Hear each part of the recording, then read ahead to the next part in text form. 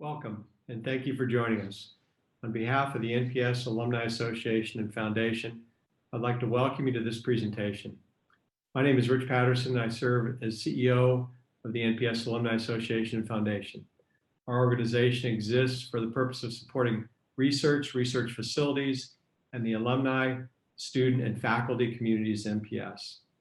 Our presentation today is titled Decoding the Middle Kingdom, How China Competes. And we're pleased to have Elsa Kania, Dr. Liz Gooch, and Maj Erin Moubry on our panel today. Just a couple thoughts as we start out. Please keep your microphone on mute during the presentation. We also recommend you setting your screen to speaker view. If you'd like to offer a question, please send it to us via the chat feature, as we will be monitoring it during the presentation. Now I'd like to once again introduce our moderator, Colonel Todd Lyons. It's my pleasure to introduce Todd, as he currently serves as the Vice President for the NPS Alumni Association Foundation and is a volunteer instructor for innovation leadership at the Naval Postgraduate School. In these roles, Todd bridges the divide between industry, academia, and DoD entities to accelerate the responsiveness of NPS to the challenges arising from great power competition and emerging technology. Todd retired last year after 30 years in the Marine Corps and served as the Senior Marine Representative and the Associate Dean of Research at NPS in his final assignment. Over to you, Todd. Thanks, Rich. It's great to have everybody here today to really follow on with the conversation that we began last month, which was reframing great power competition. And now we're looking more closely at how China competes, specifically based on some of the work that Elsa Kania has done looking at both military civil fusion and what our other panelists have done looking at how China creates and maintains its influence in the wider world. A couple of rules of the game for today. We requested everyone keep their microphone on mute. We'll have that way our panelists can speak and be heard clearly by everybody. The second thing is we would encourage you to put your questions in chat as we go, and we'll be mining those questions to moderate the questions for our panelists as we go through. So again, thank you very much for coming out and being part of what should be a really interesting conversation today with our guests. Our first panelist is Elsa Kania. Elsa is an adjunct senior fellow with the Technology and National Security Program at the Center for New American Security. Her research focuses on Chinese military strategy, military innovation, and emerging technologies. Currently, Ms. Kania is a PhD candidate in Harvard University's Department of Government. Her article, Myths and Realities of China's Military Civil Fusion, is required reading for anyone interested in understanding both the narrative and the reality of China's activities. And with that, Elsa, welcome to the conversation. Thank you, glad to be here.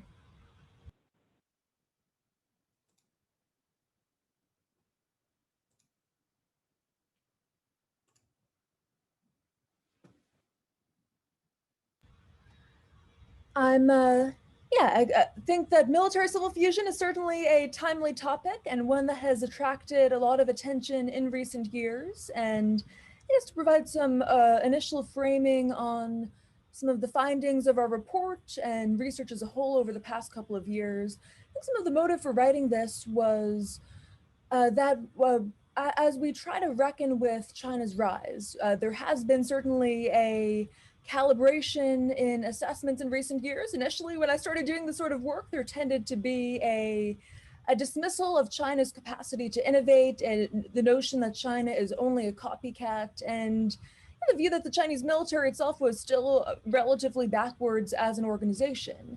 And yet today we are seeing perhaps a belated realization and reckoning with the degree to which China is increasingly becoming and recognized as being a peer competitor on many fronts, and certainly may by some arguments aspire to surpass the US in the years to come, though the question of China's intentions is certainly one that merits a lot of debate. And for all we hear a lot of talk and claims of the PLA becoming a world-class military, its weaknesses still persist. And although China may be on track to surpass the US economically, there are also reasons to keep an eye on the headwinds and challenges ahead as well. And what we tried to tackle in this piece in particular, and the focus of much of my research in recent years, has been making sense of China's strategy of military-civil fusion. This is an agenda that has a long history that we can trace back to the time of Mao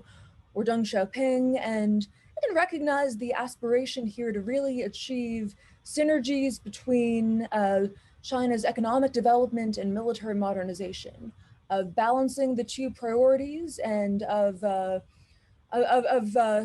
ensuring that there is a national integrated strategic system and capabilities, especially when it comes to the development of science and technology for important applications. And initially seen the PLA struggle to overcome some of its traditional attachments to the typical defense industry and some of the inertia that had prevented reforms until Xi Jinping had kicked that into gear around 2015 and onward. But some of the elevation of military-civil fusion as a national strategy is a significant component of how China seeks to compete as a rising power. And yeah, I think one of the strange phenomenon for those of us who were analysts or academics studying this kind of strategy, which was once the purview of only a few of us who are perhaps excessively enthused with research on China's defense industry, was that military-civil fusion has become something of a buzzword or a prominent component of US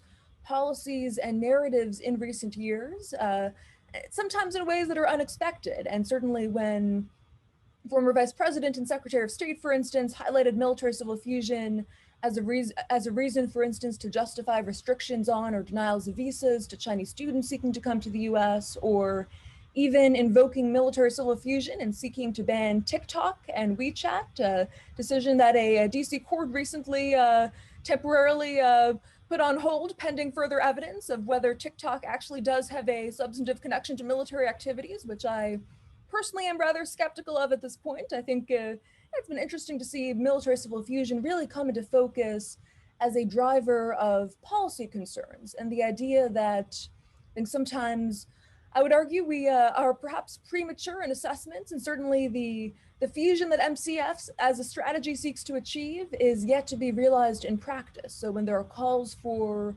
decoupling or for a more dramatic course correction in ways that could be costly to the US economy, I think we first have to consider whether the underlying rationale is fully sound and recognize that for all of the propaganda you might see, including in PRC media and statements from Xi Jinping himself about military-civil fusion, when Xi the man has to take over military-civil fusion or any such strategy and take personal responsibility for its implementation.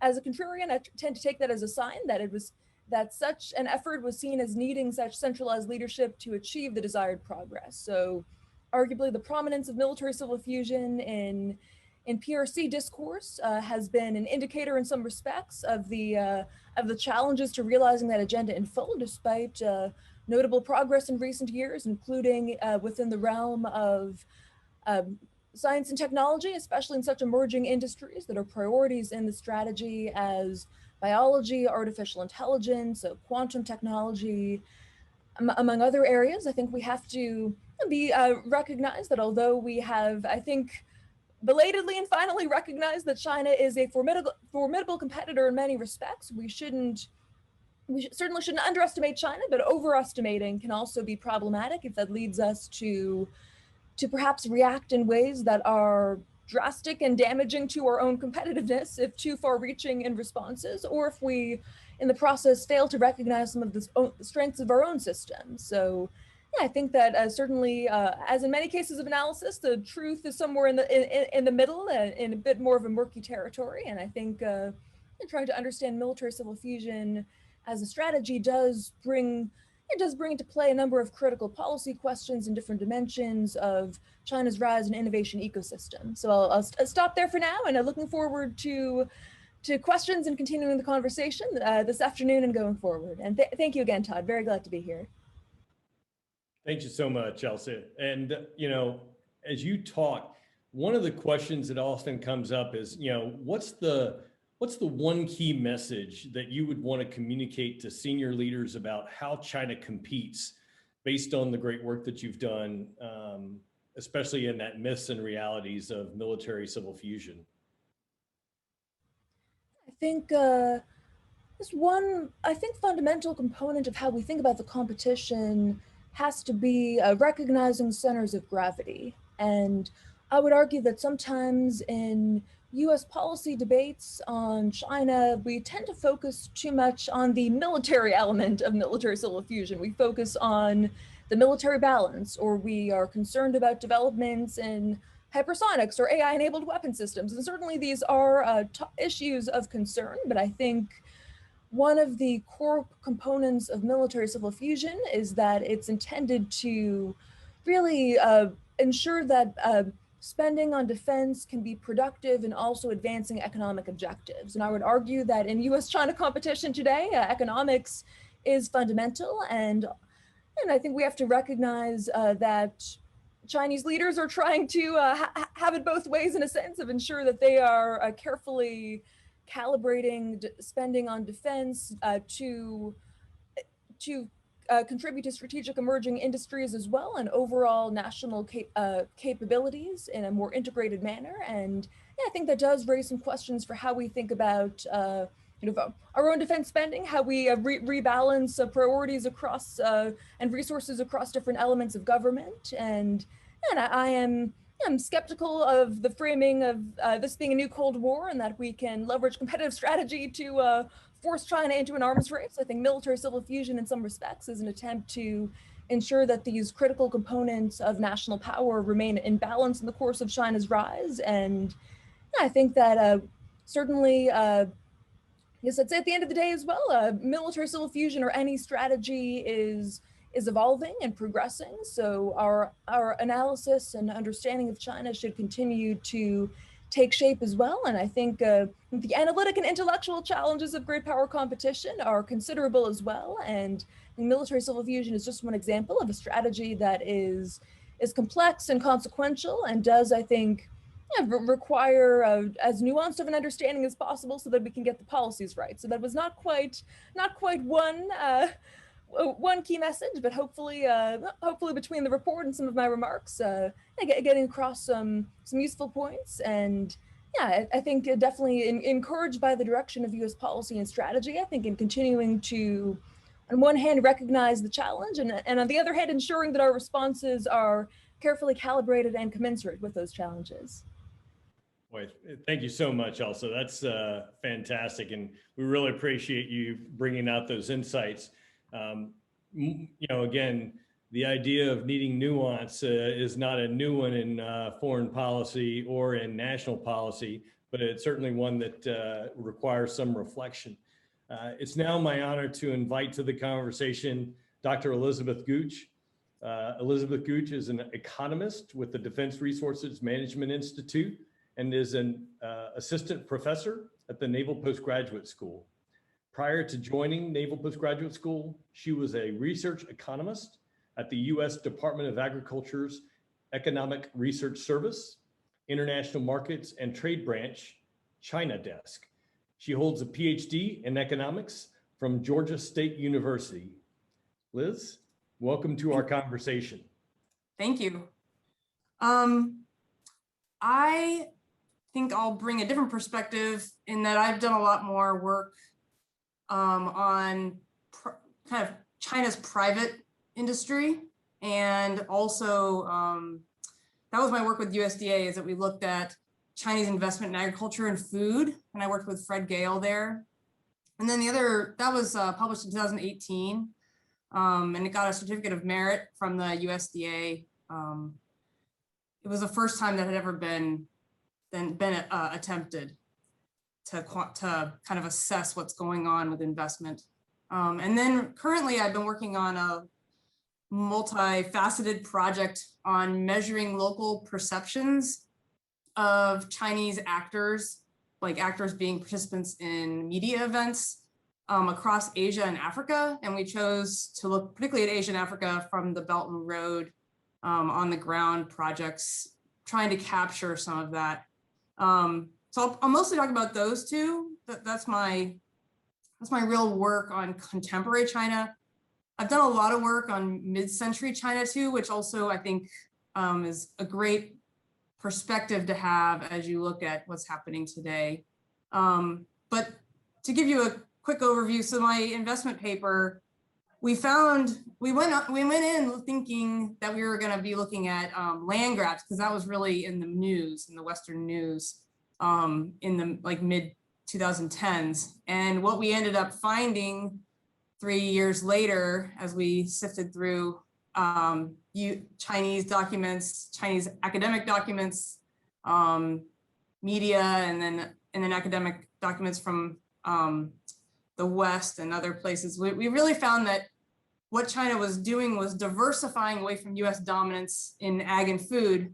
And I don't think ag and food is very special. I mean, it is a specific industry, but it's an important industry. And so that was really seemed to be the motivation for kind of the dynamicism that was happening with Chinese FDI. And then in the end, we ended up finding that most of the FDI, the largest FDI coming out of China, was actually going into Western conglomerates. For example, the biggest US purchase in ag and food was of Smithfield pork. And I know this isn't that interesting for civil military fusion, but Smithfield Pork was a vertically integrated company that wasn't about to collapse, but it wasn't doing well. And this huge influx of Chinese money came in and really helped Smithfield, and also linked pork supply with pork demand in China. So I guess I'm saying that what we found was that the Chinese FDI was actually helping global markets in food and ag. And then from that paper inspired me to look more at the media, because what motivated that was all this negative Western media on Chinese land grabs, which ended up not being really part of the paper at all. And so I started looking into local perceptions of Chinese. So how it's set up is that the media data sets are set up where there's two actors in an event, and we made sure one of them was of Chinese origin. And so we're currently actually looking at how the perceptions by the local media across Asia and Africa, so each country's media, how they're kind of reporting on the Chinese events. So are they being more positive about them? Are they being more negative? And we're also looking at some Western media and some Chinese media. And as you can probably guess, the Chinese media is very positive about Chinese events. And we're finding that the Western media is extremely negative about generally everything Chinese that's going on around the world.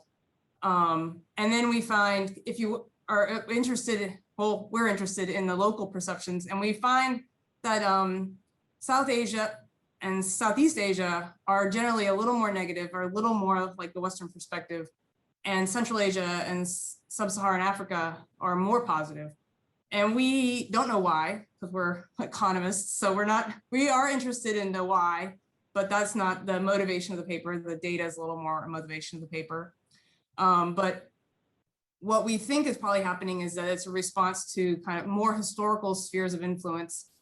So particularly Central Asia, responding to the Soviet presence there for so long, and Sub-Saharan Africa, responding to the European presence, colonial presence, being more positive about what's going on with their Chinese actors in their countries.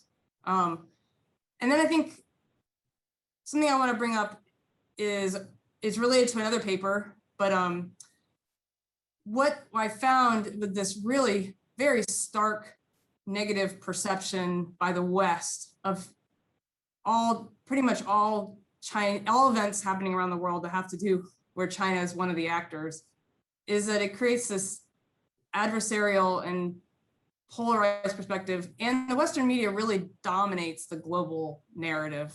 And I think that kind of captures my concern in the global competitive space of just a lack of dialogue that's going on between the US and China. And actually, the paper I wanted to just say was that I'm writing a paper on a dairy dispute that happened in the mid 2010s, where the dairy dispute was like the dairy industry. So China has some food safety measures that it imposed around the world on dairy exporters, because China's dairy market is very enticing because it's enormous and growing. So everybody wants to be involved. And so in 2014, China said, well, we want to come in and make sure that your export facilities meet our standards. And all the countries said, okay. And even the US seafood branch, they're one of our biggest destinations for our seafood. They said yes, but the US dairy branch said, no, we can't do that. We're not going to attest to your standards. And what happened was that there was a compromise made. So US FDA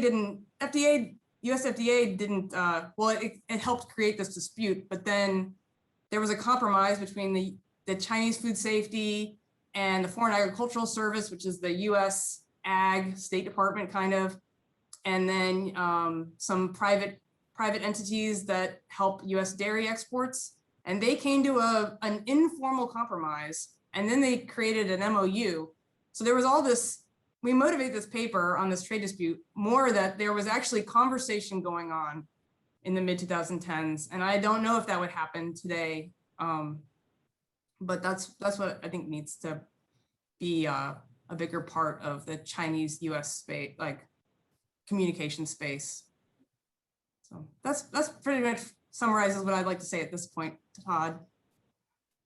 Awesome. Thank you so much, Liz. And again, I hear what one of those messages that we're picking up is a need for nuance, a need for understanding what's behind the headlines in the media and getting down to the real facts of the matter.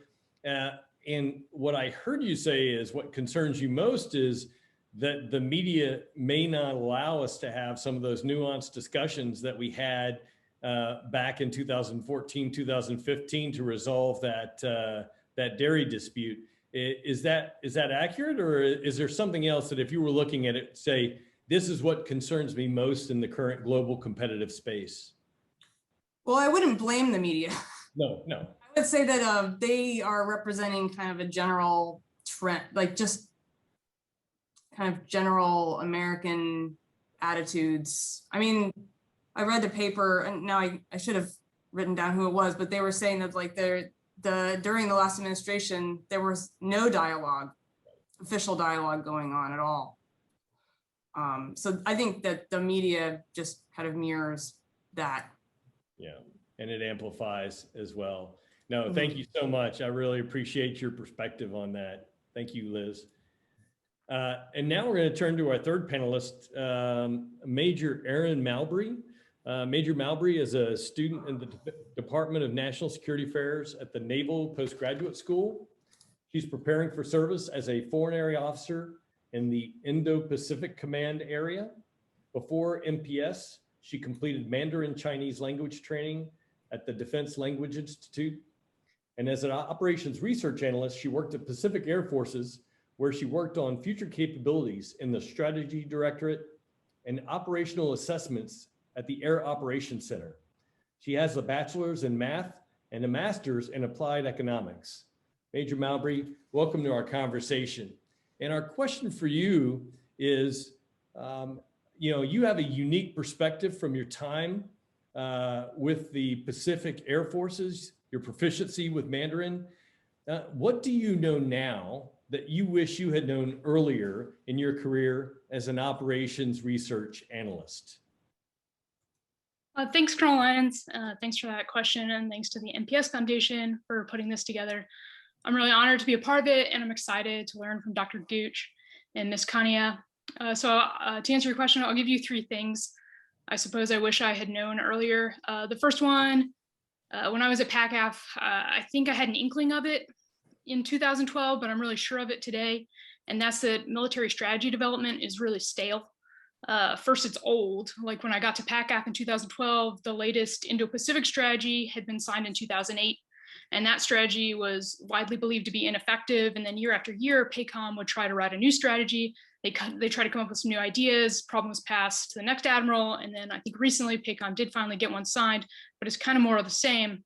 And like Ms. Kania said earlier, the military, we tend to focus a little bit too much on technology, and maybe we need to consider strategy as a competition where civil military fusion is involved and not just simply military technology. And then second, the process for strategy development is antiquated and it's tedious. And so not surprisingly, the strategy is unimaginative. I think if I had really understood that when I was in PACAF in 2012, I probably would have devoted more of my time towards developing like a greater strategic understanding of the region instead of just kind of a futile attempt to assess national security strategy in my Excel spreadsheet. And then as my second like lesson learned, I suppose, would be to be skeptical of China experts. If you look at some performance reports of military members, you'll quickly realize that everybody is a China expert now. So I started learning a little bit about China in PACAF as a new captain in the strategy division. And at that time, a lot of my colleagues were 10 years older than me. So they had a lot more experience in the processes of military planning and in military acronyms. But in one way, we were learning together, and that's that their first decade was spent fighting in the Middle East. And so this was their first time seriously thinking about China, and it really showed. I can say that in 2012, my understanding of China's military command and control was that it was highly centralized, it was hierarchical, it was a well-oiled machine, and every branch or sequel plan was accounted for in statistical detail, and there was a playbook for every scenario. And today, I've learned that China's not a monolith. There are elite factions and debate within the CCP. There is power for policy implementation is decentralized across a huge country, and Chinese leadership does not operate free from the constraints of domestic politics. I think China experts are even more dangerous today than they were 10 years ago, and I would prefer a community of China learners rather than China experts. And then the third thing I wish I'd known earlier is that to develop any kind of deliberate semblance of expertise, you have to really work at it. I think I operated under this mindset that the Air Force will tell me where I need to serve. I go to a new job every couple of years. I use my OR skills and I apply it to a bunch of different topics. I applied OR to command and control, to data links, to China, to human resources. And the spin-up time is always so long that I felt that if I wanted to make a substantial impact, I could only barely make it by the time I left. So I decided that I wanted to focus on China, which wasn't always easy. Luckily, a few of my mentors at PACAF had created a community that was intended to develop strategic thinkers, and it was called Project Everest. And I was lucky to get in on the ground floor. And as we deployed to the Middle East and we moved around to various staff jobs, we would meet up a couple of times a year to talk about China. So I think that those are the kinds of experiences that were important to sort of teach me more about China. But despite those many opportunities to learn about China in the last 10 years, NPS has been invaluable for reframing my perspective. Here, I found really the teachers and the time to put real effort towards understanding the perspective of the Chinese Communist Party and of Chinese citizens, and to really engage in empathetic red teaming. And I already know that when I leave here, I will be less sure of what I know, which I think is probably a sign of a good education. So I'm thrilled the NPS Foundation put on this event, and I truly believe China is the challenge of our lifetimes. And in a world where it feels like the door to cooperation is closing, if not already closed, I feel like the more we can learn, the better prepared we'll be to compete. Boy, that was outstanding, and you brought it home in a really powerful way. I love the idea of building a community of Chinese learners rather than Chinese experts. When I was a student at NPS on graduating, one of my professors said, "There are no experts, there are only varying levels of ignorance." And it stood me in very good stead in framing what we knew or didn't know about at that time, the Middle East, and now with China. So thank you so much for your thoughts. I'm now going to ask for our other panelists to come back and join us and get into some of the questions that people have been putting in. And I am going to unpin myself so that we can include Elsa in the conversation. And the first question that I want to ask, and this dovetails with something that somebody asked ahead of time. The Philippines Air Force sent fighters over hundreds of Chinese vessels in disputed waters in the South China Sea on Sunday. The 200 vessels near Whitsun Reef were reportedly manned by Chinese maritime militia. They're also a fishing fleet. From a military civil fusion aspect, and from what we've been talking about today, how should we understand China's ability to leverage its commercial fishing fleets and the ambiguity of its maritime militia to achieve its strategic objectives? Can I ask on Elsa, can you tee up on that first? Sure, it's a great question and certainly a timely topic, and it has been fascinating to see the maritime militias really come into focus in recent years as, in some respects, the tip of the spear for what Beijing would characterize as rights defense, but feel less defensive for the rival claimants on the receiving end of such supposed fishing activities. And I think, I guess I would say first, we are incredibly indebted in our understanding of maritime militia to some fabulous research from folks like Andrew Erickson and Connor Kennedy, who have leveraged open source resources to really map out and provide quite conclusive evidence that these are not simply random fishing vessels that happen to be stopping by, but rather integrated into the chain of command and part of, I think, what's actually pretty unique element of China's armed forces. The idea of a militia is something that also has an antecedent in American history, but we see that as a historical curiosity, whereas militias are actually a very, not just maritime militias, but multiple types of militia forces are components of how China thinks about crisis response and possible conflict contingencies today. And simply speaking, a militia is an armed mass organization of personnel who are civilians on a day-to-day basis, but can be mobilized through China's national system for defense mobilization. And actually another interesting example of the use of militias in quite recent history was pandemic response. In China's people's warfare against COVID-19, there were hundreds of thousands, perhaps millions by some estimates. The numbers get a bit complicated, of militia units mobilized at the local level, whether to help with production and distribution of critical resources during the pandemic, or to help with medical taskings. And I think this capacity to mobilize does highlight an important dimension of military civil fusion as a strategy, and one that has yet to receive the attention it merits, because if we think about an absolute worst case scenario of not just great power competition, but a great power conflict, the capacity to mobilize in terms of economic production, as well as whole of nation, for lack of a better phrase, efforts that really leverage the civilian economy and skill sets of those who are civilians in their day-to-day lives could be quite valuable. And of course, beyond maritime militias, there also are various cyber militia units, for instance, including folks who have day jobs at cybersecurity companies who could be helping with cyber defense activities, or possibly hacking in any future conflict scenario as well. So yeah, I think that when we think about the PLA today, it does seem very distant from its early history as the Red Army and from the early ideas of Mao on people's warfare. But although people's warfare may seem dated as an idea, it is one that has a lot of salience in Chinese military strategy today, as we saw during the pandemic and with the continued use of militias, including in these activities that might be characterized as a military struggle somewhere on the spectrum between peace and war. And as we've seen throughout these maritime disputes, it is challenging to come up with feasible counters to these efforts when there aren't really symmetrical opportunities to respond by most rival claimants or other countries, the U.S. included. So I think we do have to continue to continue the endeavor of examining and making sense of this militia system and recognizing its modern relevance as well going forward. Outstanding. Thank you so much. And I want to pivot, because there was another question in the chat that I thought really dovetails with something that Liz, you talked about. David Lewis asks, when Chinese companies buy a US company or a significant interest in one, what do they expect to get other than American intellectual property or technology?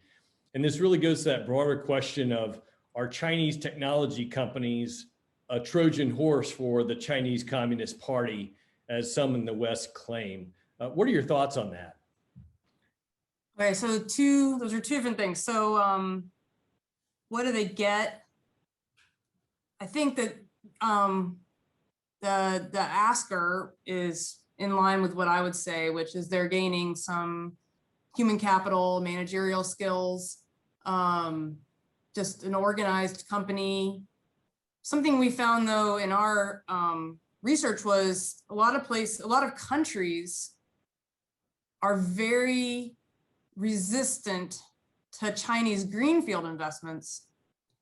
So if a Chinese company wants to come there and start a dairy or something, I mean, I keep talking about food, but that's what I really, they want to go do something in a country as a greenfield investment. So like a new investment that's a Chinese startup, that's blocked often. And so one way to get around that is to buy an already established company that needs their money. We found often that they need their money to support themselves.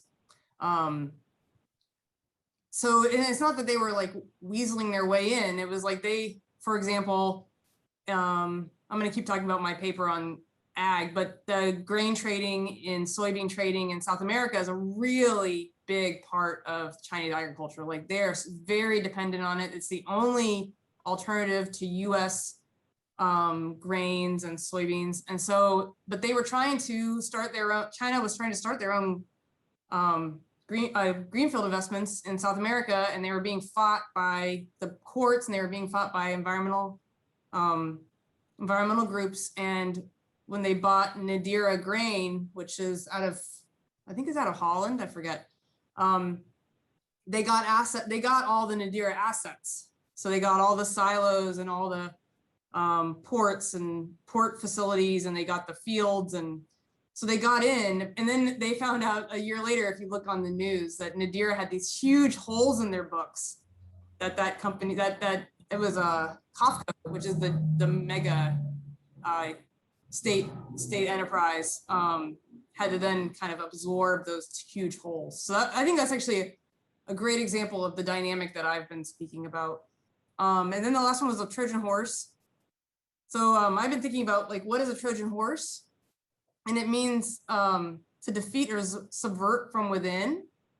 And I mean, I possibly, but the way I think about it more is that the West has made many deals with the illiberal state run by the CCP, from the WTO to Nixon's recognition of China, and that they've benefited along the way, and that's why they're doing it. So I don't think a US company is going to do something that they don't benefit from, or and I guess what I'm saying is that I think more likely the West or the America is going to accept CCP stated norms more openly than them being secretly deployed, is what I want to say about that.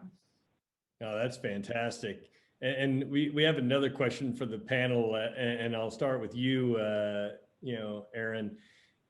John Bulla asks, how will the COVID crisis influence Western Chinese dialogue, trade interaction, and civil technology fusion within China, as well as Western nation confidence of Chinese intentions further diminish? As Western nation confidence of Chinese intentions further diminish. You've been looking at this for the past year. What are your own thoughts on that? How does COVID change the Western Chinese dialogue?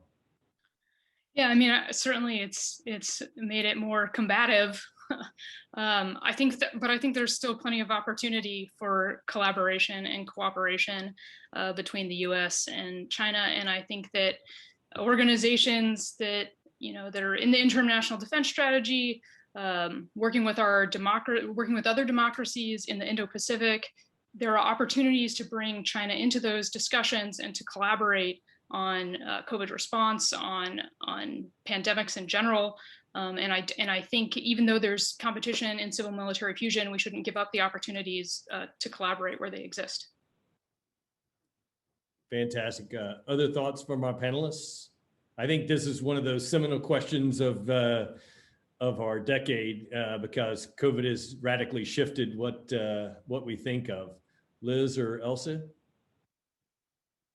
So the phrase that Xi Jinping has used in describing the aftermath of the pandemic, as well as some of the systemic changes over the past couple of years, has been the idea of profound changes unseen in a century.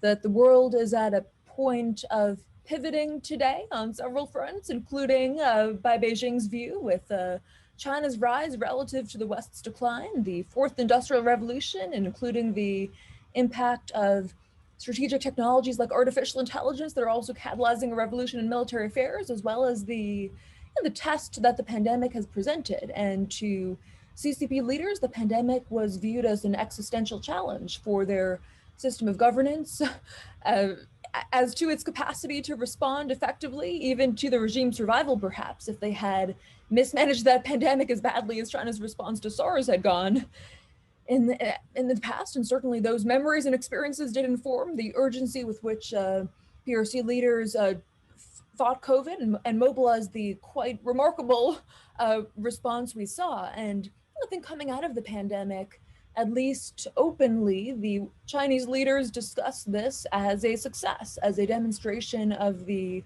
strengths of their systems. And certainly there's a degree to which that's propaganda. We can also look at the problems, the inefficiencies, the failures of transparency, the fact that although China was among the first countries to have a vaccine, their vaccine is in some respects less sophisticated in its design, and the lack of transparency around data on its trials has undercut confidence in even among countries that are very eager to have any vaccine. So certainly in some respects, the CCP has undercut its own success and overreached, including in some of the aggressive, often wolf warrior-esque diplomacy as it's described. But yeah, I think as a fellow learner and student of China, one of the things that I've been grappling with in trying to make sense of the aftermath of the pandemic and the implications not just for US-China relations, but the long-term trajectory of the competition is sort of how to think about how our two countries are weathering this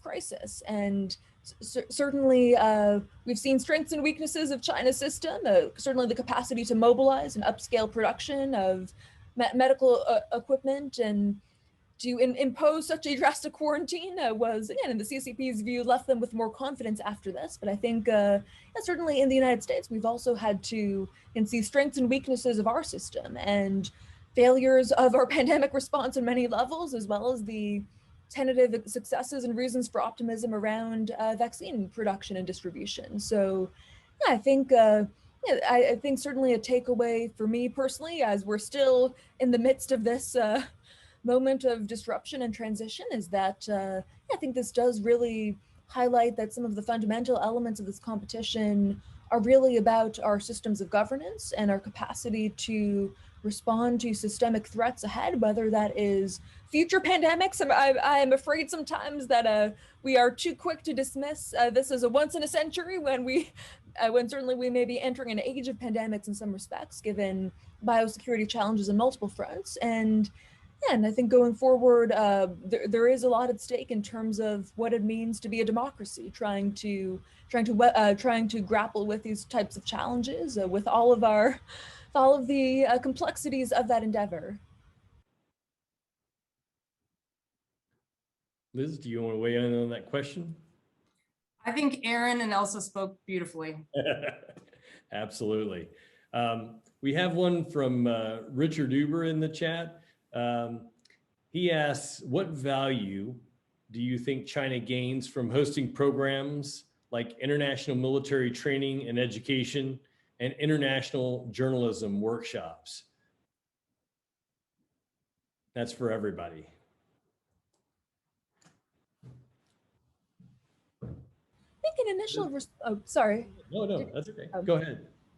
I think an initial response would be that Yeah, I think certainly some of the PLA's engagement in these types of training and exchanges is to burnish its own image as a military on the road to being world class, and there is some soft power value of that. Certainly, a lot of the military medical diplomacy we've seen around the pandemic has been another example of these kinds of exchanges that can strengthen relationships. And although China does not have alliances in the sense that the US does, there are a number of strategic partnerships and relationships that can be bolstered and deepened through these kinds of exchanges. And I think there's also the chance to perhaps have some influence in shaping how other militaries operate. And the PLA is unique in many respects as a party army, not a national military, and its own systems of political work and control that are not features that many militaries would want to emulate. But I think that there are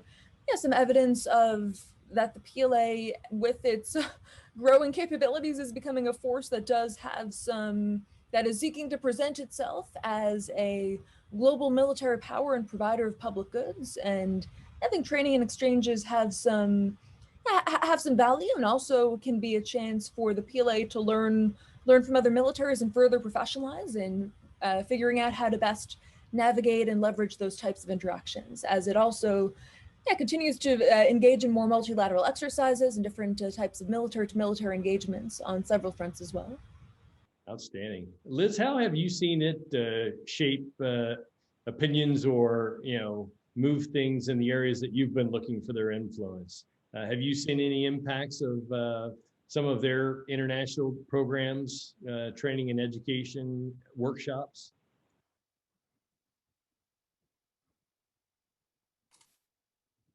Well, when you first read the question, it made me kind of smile that they're having journalism workshops. I thought that was interesting. I mean, it's really interesting. I think something that makes me, as I've been thinking while Elsa was talking, like, wow, journalism workshops in China. And something we've noticed in our media data is that it's not that the Chinese media and the Western media are reporting differently on the same events. They're actually reporting on different events. So I wonder if they're like, if the journalism workshop is like to refocus on like what events you should be reporting on. That was one of my thoughts. But I know that, so when I went to China in 2016, we were invited over there to do a collaboration between the big econ ag group in Beijing and then our econ ag group out of DC. And we didn't get to do anything. We sat in a hotel for like 2 weeks. And they said that what the reason was because they had just invited all these people from Asia and Africa to come and do ag stuff. Like they were going all over the country, like seeing demonstration farms and learning stuff. And so the little American team just sat in this hotel, and I thought that was really interesting that they had this group of like 50 to 70 kind of, not attaches, but like kind of ag representatives from all over the world there, like learning about Chinese ag. So that was my experience. I thought it was interesting. So that was my on the ground experience with Chinese training. Yeah, absolutely. No, that sounds fascinating. Erin, how do you approach that question? Yeah, I would imagine that they get the same, from a military training perspective, the same sort of soft power advantage, the same ability to collaborate were they to maybe ever need to collaborate with other militaries. I mean, especially through their peacekeeping operations that they've ramped up recently. They are able to collaborate with other militaries, and then responding to disaster relief. Those are other areas where they focus. But I think in all of that, they have to justify it to their domestic audience, that it's not a waste of Chinese resources. So I think in that sense, their ability to collaborate maybe multilaterally is not as great as the United States is. Yeah, and as you think about that, in many ways, it could be that they're watching our own efforts at international military education and training and thinking that if it's good enough for the United States, there's probably some value in doing it for them as well. Yeah, absolutely. I want to go to a question that Don Themi asked from the chat, and he's asking from the Beijing perspective, which, I know we're humble enough to say, we don't want to be too forward, but he says, how do you think they assess the Quad approach, the Quad talks that they've had recently? So from the Beijing perspective, how does China assess the Quad approach of the United States? I think they assess it as containment, that it's, democracies that are, that their only intent is to try to keep China down. Absolutely. Others? I think I would agree and add that I think the focus on democracy as an organizing principle of U.S. foreign policy, and increasingly so, I think in some respects, does reinforce Beijing's perspective that this is an ideological competition. And I think certainly that has been a long-standing consideration and often anxiety as well in Beijing's outlook on the world, that even though from a U.S. view, and engagement and in the recent history of U.S.-China relations might have been seen as cooperative in our own eyes from to the CCP, our engagement was always predicated upon an expectation China would change and eventually evolve into becoming a democracy. And in that regard, even engagement was seen in as undesirable or opening China up to possible hostile foreign forces and influences. So yeah, I think that certainly the Quad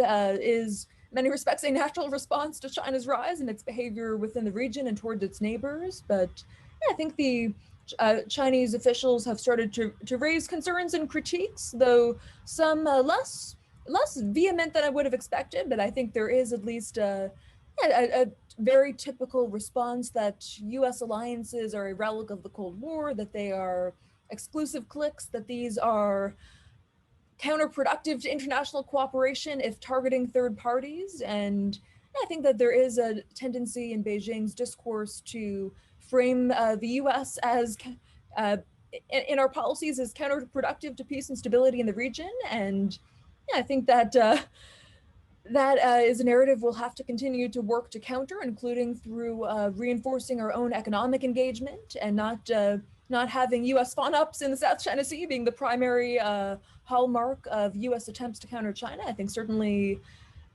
diplomacy and economic engagement are important components there as well. And so what's happening with the Quad is encouraging, though certainly in some respects still nascent. And it'll be interesting to see how Beijing's response continues to take shape, given I'm sure that is something that folks over there are watching very closely. Outstanding. Thanks, Elsa. And I want to kind of dovetail on that, another question from Don Brunsman. And he asked, and I'm going to broaden it out. He says, do you see the USA not being party to the law of the sea, UN UNCLOS, as an impediment to the rules-based international order? And I'll broaden it out. Obviously PRC, the People's Republic of China, is a party to that major treaty. But even more broadly, where the U.S. has pulled back from some of those international treaties, and China has decided to be more a part of that. Is that an impediment to the U.S. desire for a rules-based international order? Liz, what do you think?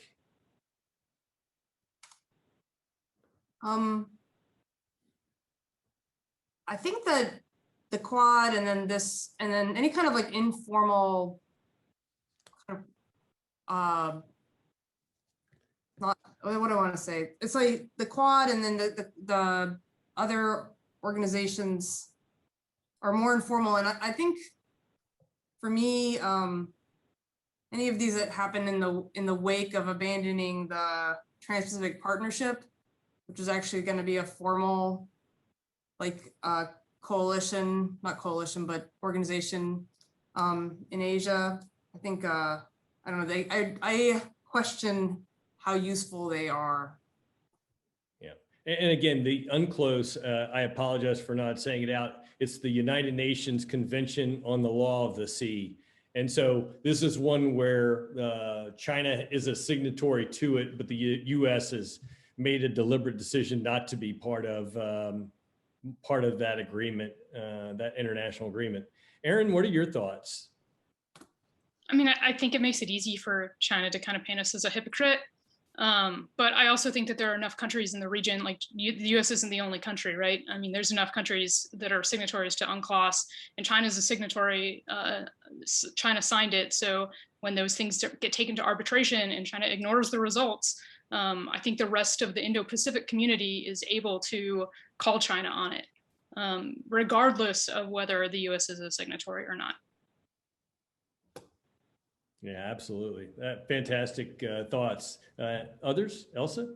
Well, I would just add that on UNCLOS, I think there is an irony in how we think about lawfare. And I think certainly, as Erin had said, we make it very easy for Beijing to accuse us of being hypocritical when we are claiming on one hand to stand for a rules-based order and on the other hand not acceding to these treaties ourselves. And I think similarly, been critiques from the US side that China is engaging in lawfare and seeking to weaponize or exploit international law, including law of the sea, to advance its own interests. But and one ironic exchange I had with a Chinese military officer who studies the law pointed out that in their view, the US is the primary practitioner of lawfare and having a very selective and pragmatic or instrumental approach to exploiting loopholes in international law, or having a rather idiosyncratic interpretations that serve our interests. And I think the notion of a rules-based order is a relatively new phrasing, and it's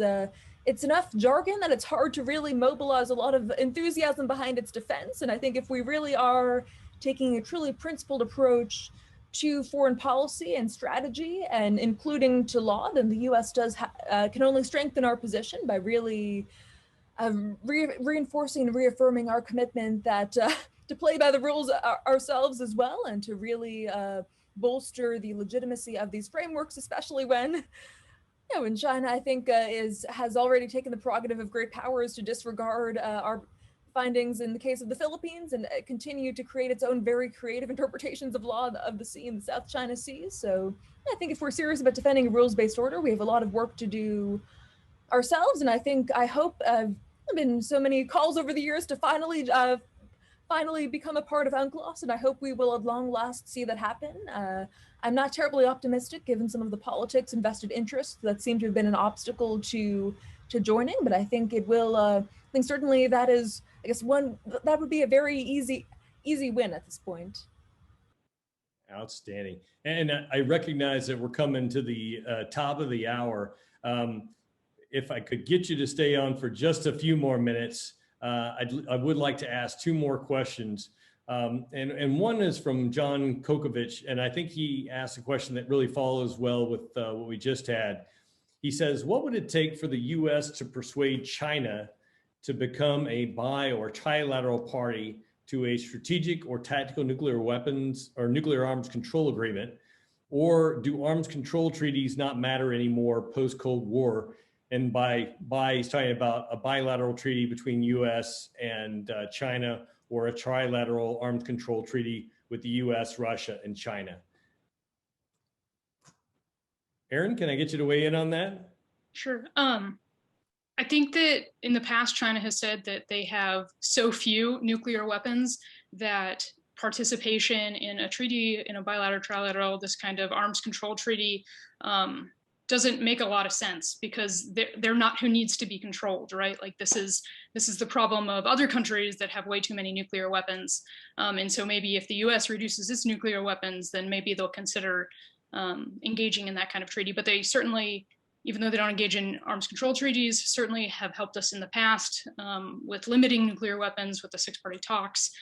So I think China can be a partner in arms control more generally, but are probably unlikely to join an arms control treaty. Outstanding. Liz, thoughts on that? No? Again, we have a few more in here. The other questions that come in, one that talks about it from John Bulla.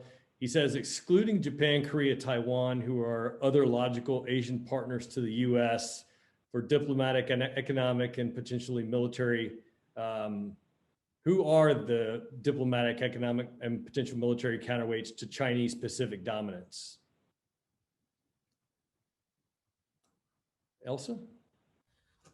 I mean, I think that's a great question, but also challenging in the sense that, and I think our closest allies and alliance partners in the region are the states that first come to mind. But I think that does highlight that as we continue to expand and hopefully deepen our diplomacy within the region, I think we do have to continue to look to new partnerships and to build upon existing relationships. And certainly it is really remarkable, for instance, how much closer US and Vietnam relations have become, including a defense engagement, which is really remarkable given that history there. And I think does highlight the degree to which Vietnam is also quite concerned over China's behavior within the region and as a rival claimant as well. I think certainly Indonesia is an important country within the region in many fronts, and also has its own concerns on the maritime front. And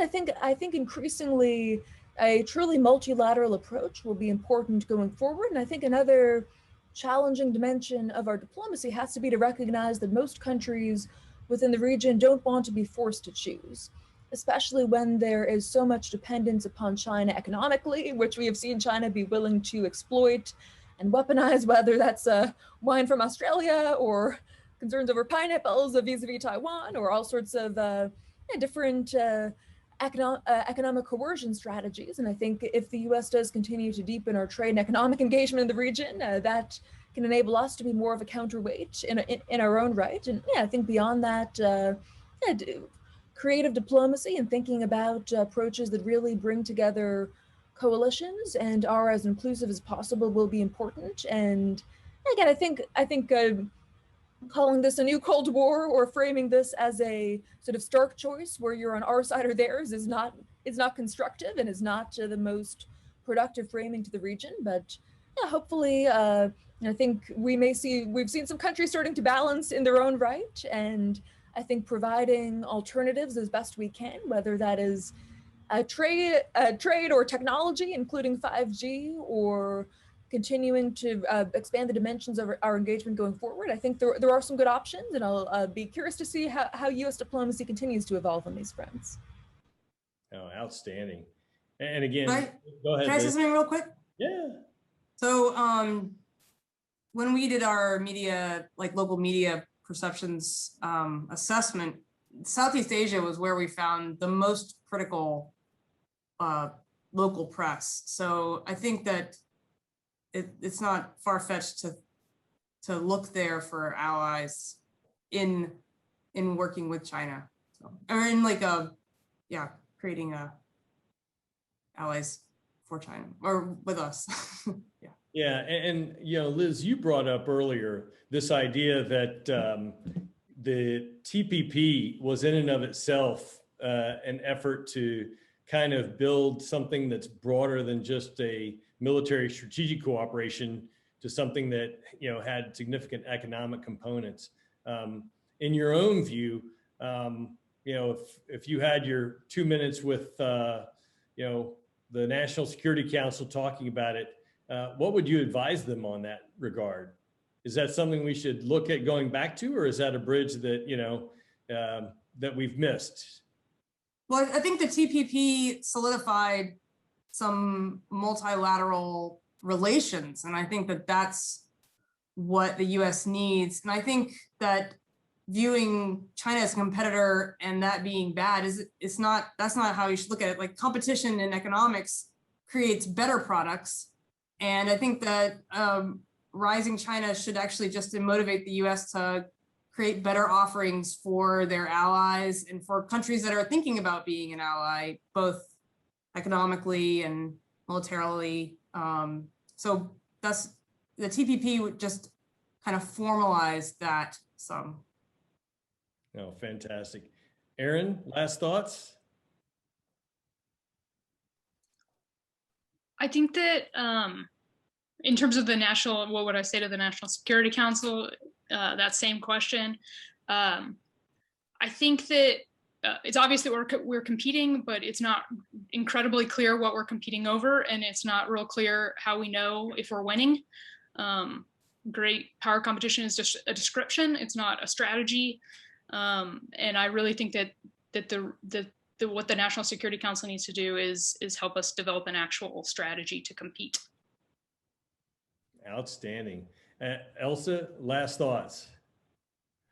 I think what I keep coming back to is that often in talking about policy or strategic responses to China, what is most fundamental is what we ought to be doing here at home, irregardless of what China is doing in the world. And I think a lot of that does come back to the fundamentals of education, investments in infrastructure, funding for basic research going forward to sustain our competitiveness in new frontiers of innovation. And I think we've seen increasingly that the boundaries between domestic policy and foreign policy are becoming blurred, even inextricable on some fronts when it comes to the responses we need to confront these strategic challenges going forward. So I am more confident that we are recalibrating in the manner that we need to going forward. But I think a lot of it does require really reckoning with both our weaknesses and problems that must be resolved in order to sustain our competitiveness, and recognizing our strengths and redoubling and reinforcing those going forward. Yeah, thank you so much, Elsa, and Liz, and Erin. I just want to note that we ended on an incredibly positive note, which is by strengthening ourselves at home, we strengthen our position internationally in order to make better offers. And I think that if that's the message that comes out of this, the other one that I think is really powerful for me out of today's conversation is that it was a lot less about what technologies are being deployed or what units are in a specific location, and how can we, as a United States, develop our own strategic posture to compete more effectively. And so again, I just want to thank all of our panelists for being part of the discussion today. And now I'll turn it over to Rich. Thank you, Todd. And thank you to Dr. Gooch, Major Moubry, and Elsa Kania for your time today and your insights. Truly appreciate it. Also like to thank our audience as well for joining us. We look forward to continuing these programs in the coming months in partnership with the Naval Postgraduate School and our foundation. Please look to our newsletter and social media, as well as the NPS website for updates. Until then, we wish you a good day and evening. Thanks so much.